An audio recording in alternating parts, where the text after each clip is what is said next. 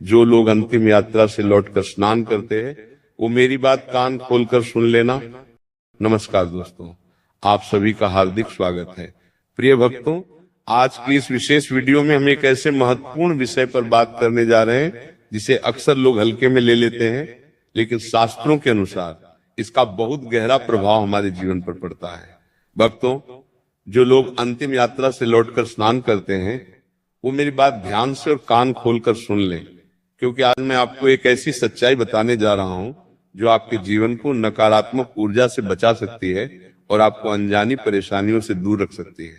आइए जानते हैं, लेकिन उससे पहले हे माता लक्ष्मी, आपसे विनम्र प्रार्थना है कि जो भी भक्त आपकी इस वीडियो को लाइक और सब्सक्राइब करके आपका नाम कमेंट में लिखेगा, उसकी हर मनोकामना एक ही महीने में पूरी कर देना।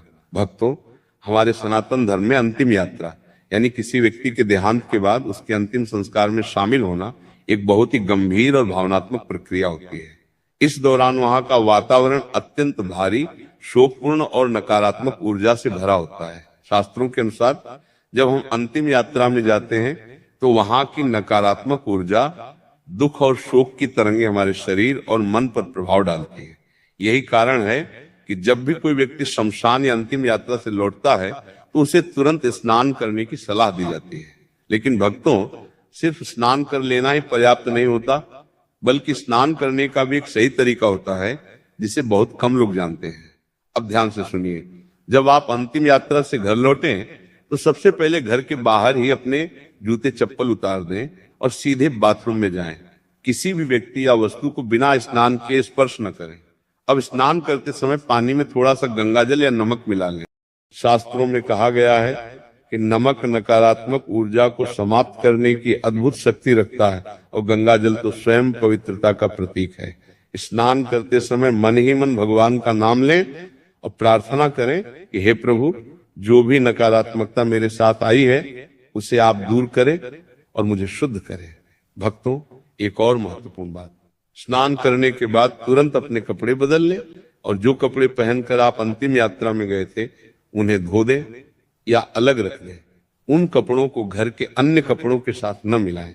इसके बाद घर के मंदिर में एक दीपक जलाएं और भगवान का ध्यान करें। ऐसा करने से आपके घर का वातावरण शुद्ध और सकारात्मक बना रहता है। भक्तों, बहुत से लोग ये गलती करते हैं कि अंतिम यात्रा से लौटने के बाद सीधे खाना खा लेते हैं या आराम करने लगते हैं। ऐसा करना शास्त्रों के अनुसार सही नहीं माना गया है। पहले स्नान करना, शुद्ध होना और फिर ही अन्य कार्य करना उचित होता है। अब एक छोटी लेकिन बहुत प्रभावशाली बात, स्नान के बाद एक चुटकी काला तिल या तुलसी का पत्ता लेकर उसका सेवन करें। ऐसा करने से आपके शरीर और मन दोनों की शुद्धि होती है और किसी भी प्रकार की नकारात्मक ऊर्जा का प्रभाव समाप्त हो जाता है। भक्तों, ये सभी बातें सिर्फ परंपरा नहीं है, बल्कि हमारे पूर्वजों के अनुभव और ज्ञान का सार है। जब हम इन नियमों का पालन करते हैं तो हम खुद को और अपने परिवार को अनजानी परेशानियों से बचाते हैं। अगर इन बातों को नजरअंदाज किया जाए तो जीवन में अचानक से बेचैनी, नकारात्मक सोच या बिना कारण के परेशानियां बढ़ने लगती हैं। इसलिए इन नियमों का पालन करना बहुत जरूरी है। तो भक्तों, अगली बार जब भी आप किसी अंतिम यात्रा से लौटें तो इन बातों को जरूर याद रखें और अपने जीवन को सुरक्षित और सकारात्मक बनाए रखें। दोस्तों, वीडियो अच्छी लगी हो